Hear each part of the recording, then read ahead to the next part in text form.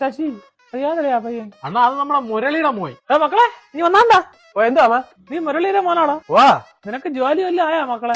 വാ ഞാൻ ഇപ്പൊ സ്വന്തമായിട്ട് ഒരു ജിം ഇട്ടേക്കണ്. നീ ജിമ്മ് ഇട്ടേക്കണ? എന്നിട്ട് നിന്റെ ശരീരത്തിലൊന്നും കാണാനില്ലല്ലോ.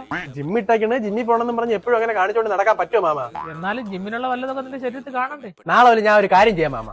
2 ഡമ്പൽ എടുത്ത് ഓരോ കയ്യിലുമായിട്ടും അങ്ങ് കെട്ടാ, ഒരു ഡിസ്ക് എടുത്ത് നെഞ്ചിലും വെച്ചിട്ട് കാലിന്റെ ഇടയിൽ കൂടെ ഒരു ബാറും കെട്ടിയിട്ടുണ്ട് നടക്കാം. അപ്പൊ ജിമ്മിലുള്ള ഏകദേശം എല്ലാം എന്റെ ശരീരത്താവും. പോരെ മാമ?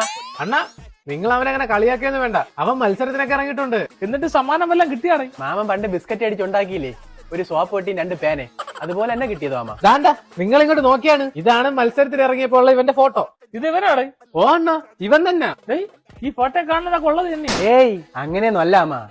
മത്സരത്തിന് മുമ്പ് ഞാൻ ഒരു ബോഡി വാടാക്കി എടുത്തെങ്കി വച്ച്, മത്സരം കഴിഞ്ഞ് ബോഡി ഊരി കൊടുത്ത് മെഡലും മാറ്റോണ്ട് ഞാൻ അങ്ങ് പോയി. ഇതൊക്കെ ഇവന്മാര് പൊടി അടിച്ച് മരുന്നും കുത്തിക്കറ്റി ഉണ്ടാക്കണതാണ്. വാ തന്നെ മാമ. രാവിലെ 2 ചാക്ക് മരപ്പൊടി അടിച്ചു കയറ്റും, ഉച്ചയ്ക്ക് 2 പാരസെറ്റാമോളിന്റെ ഇഞ്ചക്ഷൻ കുത്തിക്കയറ്റും, പിന്നെ വൈകുന്നേരം 2 അവലിന്റെ ഗുളിയ. അത് നിർബന്ധമാണ് കേട്ടാ. എടോ തനിക്കൊക്കെ ഒരു വിചാരമുണ്ട്, ജിമ്മിൽ പോണവരെല്ലാം മറ്റേ പൊടി അടിച്ച് കുത്തിക്കയറ്റി കഴിഞ്ഞാൽ തള്ളി ഇങ്ങി വരുമെന്നുള്ളൂ. എന്നാലേ അത് അങ്ങനെയല്ല. ഇനി എത്രയൊക്കെ പൊടി അടിച്ച് കുത്തിക്കയറ്റി എന്ന് പറഞ്ഞാലും ഇഷ്ടപ്പെട്ടത് കഴിക്കാൻ പറ്റാതെ കഷ്ടപ്പെട്ട് ഡയറ്റും പിടിച്ച് വർക്കൗട്ട് ചെയ്താൽ മാത്രമേ നല്ലൊരു ബോഡി ഉണ്ടാവുള്ളൂ. ഇതൊക്കെ ശരീരത്തിന് കേടാണ് മക്കളെ. ഓ അപ്പൊ നിങ്ങൾ അണ്ണാക്കിലിട്ട് മറ്റേ മുറുക്കാനും ചവച്ച് മൂക്കിനകത്തൂടെ പൊടിയും വലിച്ചു കയറ്റുന്നതിന് ഒരു കുഴപ്പമില്ല അല്ലേ?